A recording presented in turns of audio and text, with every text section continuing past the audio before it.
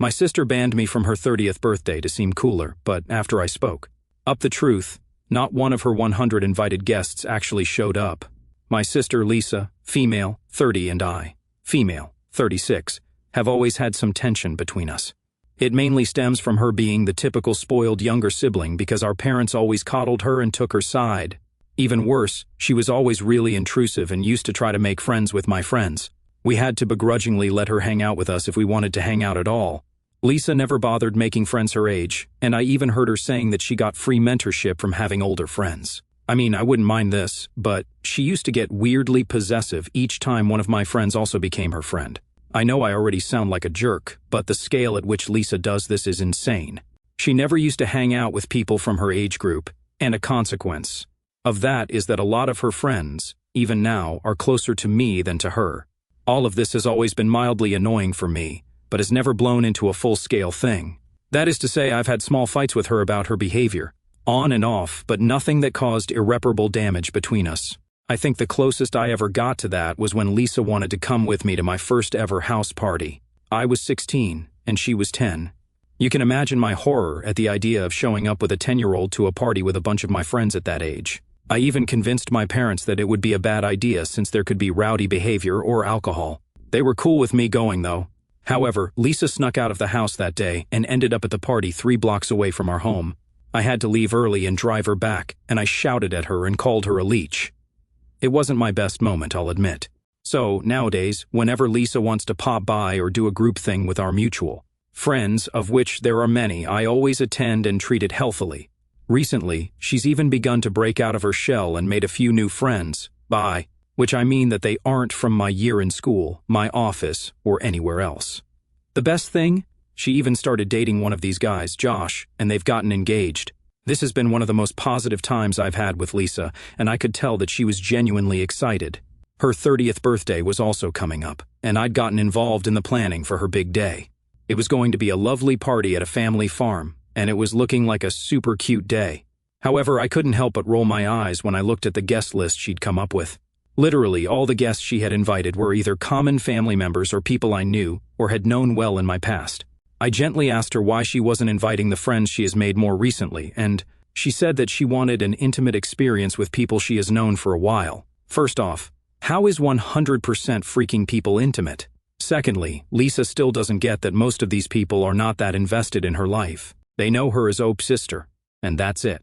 I've always wanted her to form her own identity, but she's making it tougher and tougher with this kind of stuff. But I shoved all this down because at the end of the day, it was her birthday, and I needed to let her have her moment. I thought that was the end of it, and we moved on with planning. All in all, it would end up being a nice birthday, but things were about to get much worse. You know how I said that Lisa was possessive about our common friends? That ended up rearing its ugly head. I visited Lisa along with a common friend, Becky, to brainstorm ideas for her party. I admit, during this time, Becky and I used a few inside jokes and talked about shared experiences that Lisa wasn't a part of, but it was only for a moment. Not like we spent an hour reminiscing. We just mentioned the stuff we had done in the middle of planning. It was still all about Lisa and her party, but I could tell that we'd done something wrong. Lisa's face was sullen, and I quickly maneuvered away from being too buddy-buddy with Becky after the visit ended, though Lisa pulled me aside and dropped this bomb. OP. I've been noticing how you're acting with everyone, and it's getting to me. What do you mean, Lisa? You know what I mean. You keep talking to everyone about stuff I'm not involved in, even my friends. First off, they're not your friends. They're our mutual friends. And secondly, I always include you in stuff. You can't be a part of every conversation, and you have to respect that. Come on, it's your birthday. That was the conversation we had, well, along those lines. She didn't respond with anything but a non-committal, after I called her out and ended up being distant with me for the whole trip. Then, after I got back home, I got a text from her saying that she didn't feel comfortable having me at the party and that I needed to stop being a jerky narcissist. She was also really hurtful in the text about the fact that I'm single by choice. Long-term relationships aren't my cup of tea, and rubbed in the fact that she was getting married in my face.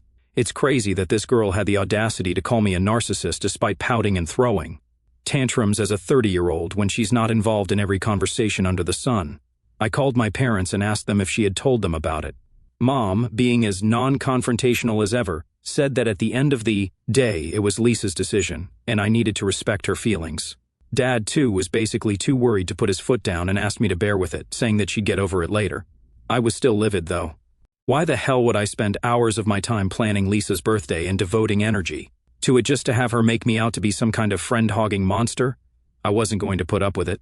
I had to rant to someone, and against my better instincts, I told Becky about it. That was a bad idea because if Becky knows, then every mutual friend of ours knows, and as I said, most people are closer to me than to Lisa. I had no intention of making something crazy happen by ranting to Becky, but it snowballed, way out of proportion, leading to our entire group of friends confronting Lisa about it.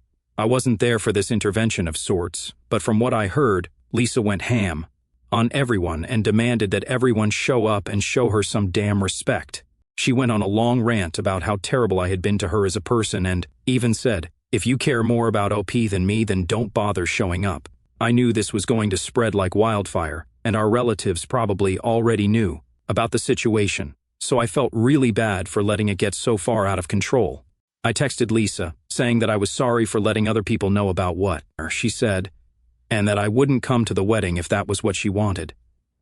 She didn't respond. I decided that this wasn't worth my time at this point and was just getting overwhelmed by how stupid the whole situation was. I packed my bags, left the farm, and went back to my house.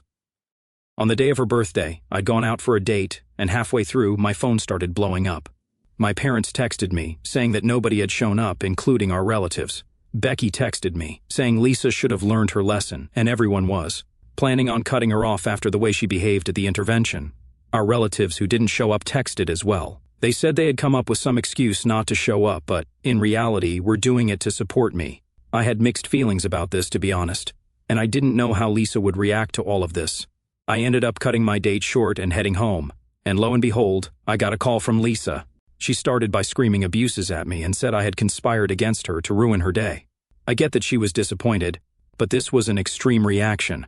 I told her that I was sorry her birthday had been derailed, but it was more her fault, and through her behavior at her intervention that this ended up happening. I didn't ask for the whole situation to get out of hand, but I didn't do anything to stop it either. So Reddit, am I the asshole for letting everyone know about what Lisa demanded? Update 1, Josh, the poor guy, had been left completely out of the loop in all of this, and ended up texting me as a peacemaker. He said we should talk it out as sisters, and maybe come to a resolution. Becky also called me and asked if we should talk to Lisa because she has been left all alone after the wedding, and her only support system is her new friends, who aren't tuned in to why this issue is a big deal in the first place. Update 2, I took up Josh on his offer and went to visit Lisa with Becky by my side. Both of us told her how toxic her behavior was, and how it had been going on for ages. She told us that it was uncalled for to escalate the issue to the point where her entire day was ruined. Both of us agreed that we acted immaturely and decided to move forward from this. Lisa still works on rectifying herself and becoming less possessive about our common friends. Update 3, things have gone well since we had that talk. It's been a few months since Lisa's wedding, and the whole space between me and Lisa is really calm now. We talk with mutual respect, and she has accepted that she can't be involved in everything that involves our mutual friends. She's also started working harder at making new friends and deepening those bonds, so that is also going well. I hope we can move on from this because Lisa is stepping up. NTA, you didn't rant to Becky with any malicious intent. Your friend group is supporting you, and if Lisa was so sure that her perspective was right, she wouldn't be mad that everyone knew what she had asked you to do. I won't lie, it's funny how the biggest narcissists end up calling out other people for the same thing. NTA, Lisa's behavior was way out of line. I think she needed a reality check, and while it's sad that her birthday was ruined, it was high time. Next story. I visited home for the holidays and was chatting with my college-age cousin. Her dad asked me if I had any career advice because I studied computer engineering and she's in computer science. I said, yeah, and gave this advice. Read up on labor rights and employment law before you start your first full-time job. Know your rights, and know the right resources to go to if, or more realistically, when your employers violate them. When you consider a job offer, background check the company too. Ask your network or cold message recent ex-employees on LinkedIn to ask how the company was as an employer. Find out their revenue sources. Look up any legal action taken by or against them. Learn soft skills too. I've progressed way more in my career from boldly asking for coffee chats or lunches with leadership than trying to prove yourself through grinding it at any job. When it comes time for performance reviews, privately review your employer too. See if they have reached your expectations, and if not, start putting out feelers. I said all that pretty briefly, and her dad, my uncle, was like, but there's value in hard work too. And I was like, honestly, the pitfall I see most young people in my field making is undervaluing their labor at the start of their careers. Past a certain point, working harder just brings in more money for your employer. On salary, you won't be rewarded for harder work. I'd honestly suggest looking for an employer with a good work-life balance and setting a firm start and stop time for your day. My uncle pulled her away, which was honestly kind of weird because she, as an adult, but he came over to me saying I was entitled and like that. I said, honestly, I think more women in STEM need to embrace that energy. A lot of companies don't value making their workplace equitable and safe, despite that being something every employee is entitled to. Going into this job without a lot of intrinsic self-worth is just going to be a bad time. And honestly, he should be proud of his daughter. She's intelligent and capable, has succeeded at several top-notch internships, and should recognize her worth and really understand what pay, benefits, and working conditions her education entitles her to, because if anyone's underselling her with that hustle culture BS, it's him. That stuff gets you screwed over and stuck in a dead-end job. He got really mad at me and started insulting me with stuff that didn't even make sense, like me being political, too sensitive, and gay, which, damn, I didn't know freaking man is a prerequisite for a job.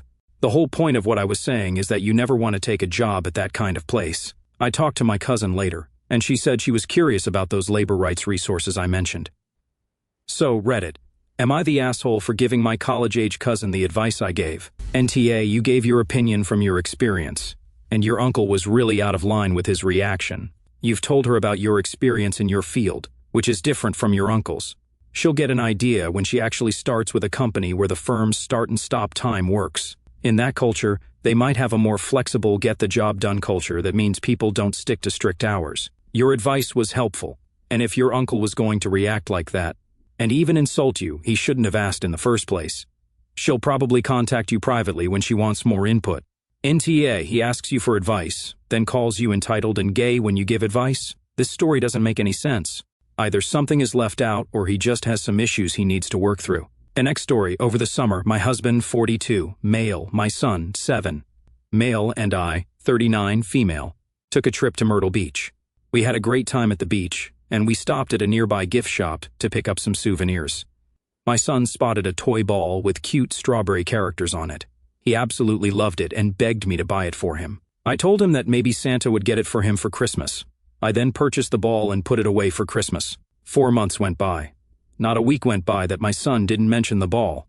Quite frankly, I've never seen him so excited about something before. I was super excited for him to open it on Christmas morning.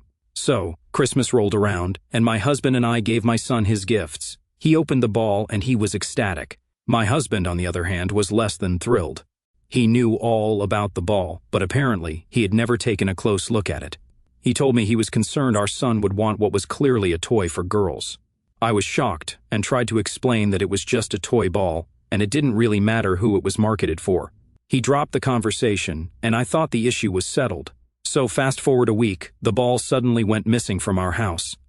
My son was distraught, and I had no idea where it went. My husband then revealed to me privately that he had given the ball to his brother to give to his younger niece and purchased him a different one, a Spider-Man one, which, granted, he loves. I was obviously livid.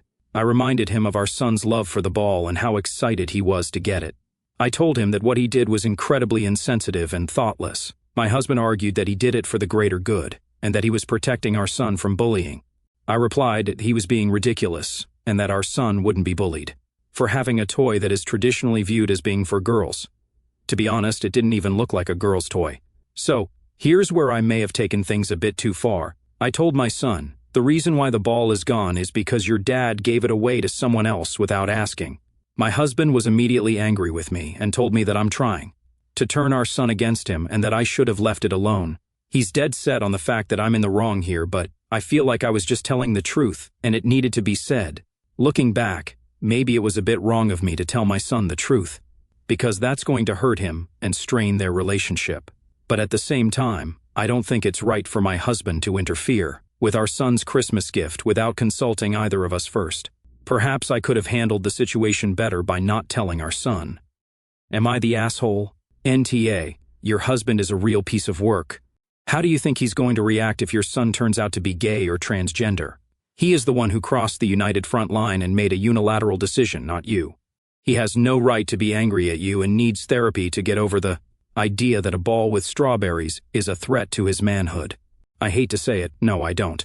But you're living with someone who clearly does not support the LGBTQ community. In his mind, most likely, he believes this will turn your son gay and/or trans. This was a heavy belief I saw in my own family when it came to me and a few of my cousins. If someone is being hateful toward your son's interest in a toy he clearly was happy about, just because of a preconceived notion he has, is someone you wish to stay around, then by all means go for it. What you did today, though, will continually happen and will not stop. Your son will learn to hide who he is, whether it be gay or straight, trans, or cis, and he will learn that you are a silent partner in his father's antics, if you could call them that, because you're choosing to stay and fight an uphill battle that neither you nor your son will win. He will not change his mind on this. All this to say, NTA, but you need to take a closer look at who your husband is. He's a man in his early 40s projecting his own insecurities on a 7-year-old child, and that's never okay, especially as his parent. As I sit here reflecting on everything that's happened with Lisa, I can't help but feel like I'm standing at the edge of something vast and uncharted. It's been a few months since her 30th birthday imploded, and while things have settled into a calmer rhythm between us, my heart is still tangled in a mess of emotions. Relief, guilt, frustration, and even a flicker of hope. They're all swirling around, refusing to let me pin down exactly how I feel. I've spent so long navigating this complicated dance with my sister that I'm only now starting to unpack what it's done to me. Growing up, Lisa and I were never the picture-perfect sisters you see in movies. There was always this undercurrent of tension, like we were two magnets pushing against each other. She was the baby of the family, the one our parents doted on, while I was the older sister expected to be responsible, to set the example. I didn't mind at first. I loved her, still do, but it stung when Mom and Dad would brush off her antics while holding me to a higher standard. I remember countless times when I'd try to carve out my own space, only for Lisa to barge in, wanting to be part of it. Whether it was my friends, my hobbies, or even my dreams, she always seemed to want a piece of them. It wasn't just sibling rivalry. It was like she needed to claim parts of my life to feel whole herself. That's a heavy thing to carry when you're just a kid yourself, trying to figure out who you are. The house party incident when I was 16 and she was 10, that was a turning point. I was mortified when she showed up, this little kid trailing after me in a world where I was desperately trying to fit in. Calling her a leech was cruel. I know that now, but back then, it felt like the only way to protect the tiny sliver of independence I had. Looking back, I wish I'd handled it differently, maybe sat her down and explained why I needed my own space. But I was a teenager, full of hormones and insecurities, and all I could see was her stealing my moment. That moment set the tone for years of resentment, a quiet grudge that simmered beneath every interaction. When Lisa disinvited me from her birthday, it was like that old wound ripped open again. I'd poured so much energy into helping her plan, swallowing my frustration about her guest list, trying to be the supportive big sister, and then, with one text, she reduced me to the villain, accusing me of being a jerky narcissist. The words cut deeper than I expected. I've always prided myself on being independent, on choosing my own path, single by choice, career-driven, unapologetic about who I am, but hearing her twist that into something selfish, something to mock, made me question myself. Was I really the problem? Had I been too harsh, too quick to judge her need to belong? Ranting to Becky was a mistake, I'll admit. I wasn't trying to sabotage Lisa's birthday, but I was hurt, and I needed someone to hear me. I didn't expect it to spiral like it did, with our entire friend group turning on her and not a single guest showing up. When I got those texts from my parents and relatives, part of me felt a twisted sense of vindication. For once, Lisa's actions had consequences, and people saw her for who she was. But that feeling was fleeting, replaced by a heavy guilt that settled in my chest. I didn't want her to be alone, to feel abandoned on her birthday. I know how much that day meant to her, and I played a part in its ruin, even if unintentionally. The confrontation with Lisa, with Becky by my side, was one of the hardest things I've ever done. Telling her how toxic her possessiveness was felt like betraying her, even though it was the truth. Seeing her face, defiant at first, then crumbling as we laid out years of frustration, was like watching a mirror crack. I saw parts of myself in her, the parts that cling to control, that fear being left behind. When she admitted that escalating the situation was uncalled for, I felt a flicker of hope, but also a deep sadness. We'd both lost something in this mess. Trust, maybe, or the illusion that we could ever be the sisters we wanted to be. Now, months later, things are better, but I'm still grappling with what it all means. Lisa's working on herself, making new friends, and trying to build an identity that's not tethered to mine. I'm proud of her for that, truly. But there's a part of me that's still angry, not at her, but at the years we spent locked in this cycle. I'm angry at our parents for enabling her, at myself for not setting boundaries sooner, and at the world for making sisterhood so damn complicated. I'm also scared. Scared that we'll slip back into old patterns, that one wrong move will undo the fragile peace we've built. But there's hope too. Seeing Lisa take steps to change, to own her mistakes, makes me believe we can move forward. I want to be a better sister, not just the one who's always right or responsible. I want to listen more, to understand why she's felt the need to cling so tightly to my world. Maybe it's not just about her wanting what I have. Maybe it's about her searching for a place to belong. I can relate to that, even if it's hard to admit. I've spent so much of my life building walls to protect my independence that I might have shut her out when she needed me most. This whole ordeal has forced me to look at myself too. I'm not perfect. I've been quick to judge, quick to hold grudges, and maybe too proud of my independence to see how it's affected others. Being single by choice, focusing on my career. It's not about being better than Lisa or anyone else. It's just my path.